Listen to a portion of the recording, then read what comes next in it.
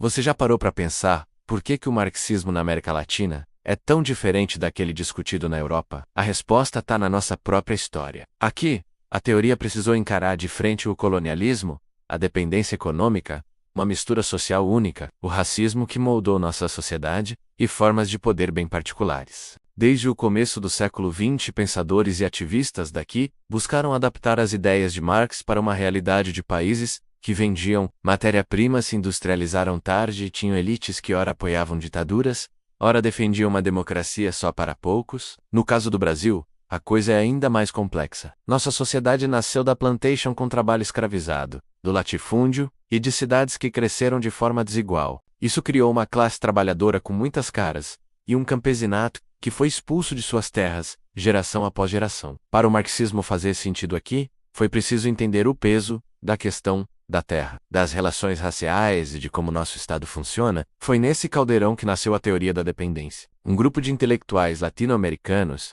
virou o jogo e mostrou que a gente não estava apenas atrasado. Na verdade, o desenvolvimento dos países ricos dependia estruturalmente do nosso subdesenvolvimento. Como, através da transferência de riqueza, seja pelo comércio desigual, pelo envio de lucros das multinacionais para fora, ou pelo controle da tecnologia. E as nossas burguesias, em vez de liderarem um projeto de nação, muitas vezes se aliaram ao capital estrangeiro, defendendo uma modernização que não mexia nas velhas hierarquias. A lição foi clara. Precisávamos de caminhos próprios, com industrialização autônoma, reforma agrária e soberania tecnológica. Tudo isso apoiado por uma grande união popular, com a industrialização e o crescimento das cidades no século XX. Principalmente depois da crise de 1929, e na era Vargas, o número de operários urbanos cresceu, os sindicatos ganharam força e surgiram os grandes partidos de massa. Mas toda vez que os trabalhadores e camponeses se organizavam para lutar por direitos, a resposta era dura: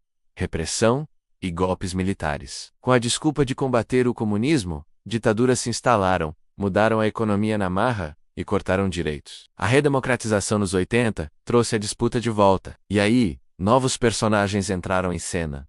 Os movimentos de mulheres, negros, sem terra, moradores de periferia, eles deram um novo significado para a luta de classes, mostrando que a briga por reconhecimento é tão importante quanto a briga por uma melhor distribuição de renda. A relação entre marxismo e cultura por aqui também foi especial. Intelectuais e artistas usaram a literatura, a música, o teatro, para denunciar as desigualdades e chamar o povo para a luta. Pense na pedagogia crítica de Paulo Freire, que ensinou milhões a ler o mundo, enquanto aprendiam a ler as palavras, fortalecendo a solidariedade e o conhecimento que nasce da própria comunidade. Em sociedades onde o racismo e o machismo são tão profundos, a crítica marxista teve que conversar com o feminismo e com os movimentos negros. A ideia não era dizer qual luta era mais importante, mas entender como a exploração econômica, a opressão de gênero e a opressão racial estão amarradas, formando um nó que precisa ser desatado por inteiro. E a terra, claro, sempre foi o centro de tudo. O latifúndio, a concentração de terras e a violência no campo não são coisas do passado. Elas continuam expulsando comunidades e jogando trabalhadores na precariedade. Por isso, os movimentos camponeses e indígenas que lutam por terra, demarcação e reforma agrária estão na verdade enfrentando uma aliança poderosa entre as velhas elites rurais e as grandes empresas transnacionais. Uma leitura marxista mostra que democratizar a terra e o acesso ao crédito, fortalecer as cooperativas e criar cadeias produtivas solidárias é o único jeito de diminuir a desigualdade e garantir que todo mundo tenha o que comer. Hoje, os desafios são outros, mas não menos complexos. A economia ficou mais financeira. Vivemos um novo boom de exportação de recursos naturais, e nossas indústrias estão cada vez mais dependentes de fora, com pouca tecnologia própria. Isso nos deixa vulneráveis a crises internacionais e limita o poder dos governos de investir no social. O marxismo atualizado discute como podemos diversificar nossa produção, fortalecer a integração entre os países da América Latina